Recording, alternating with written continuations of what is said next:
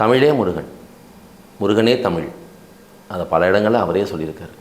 நானே தமிழ், என்னால் வளர்க்கப்பட்டது தமிழ், நான் வேறு தமிழ் வேறு அல்ல அப்படின்னு சொல்லியிருக்காரு. அந்த தன்மையில் வச்சு பார்க்கும் பொழுது அதை உள்ளே போய் பார்த்தா மூலம்னு சொல்லுவோம் பார்த்திங்களா. ஒரு மொழிக்கு மூலம் என்னென்னா எழுத்துக்கள். அந்த எழுத்துக்களை வச்சு பேசும்போது கூட உயிரெழுத்துக்கள் 12.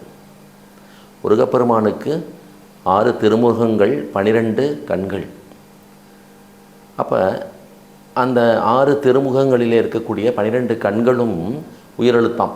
6 திருமுகங்களோடு 12 திருக்கரங்கள் சேர்ந்தால் மொத்தம் 18. மெய்யெழுத்து 18. இப்படி அவங்க என்ன செஞ்சுருக்காங்கன்னா, முருகனே தமிழாக இருக்கிற காரணத்தால் தமிழ் எழுத்துக்கள் கூட இந்த அளவுக்கு இப்படி இருக்கணும்னு சொல்லி முருகனே தந்ததாகத்தான் சொல்கிறாங்க. ஆயுதம்ங்கிற ஒரு எழுத்து இருக்கும் தமிழில். ஆயுத எழுத்து உண்டு, எந்த மொழியிலையும் அது கிடையாது.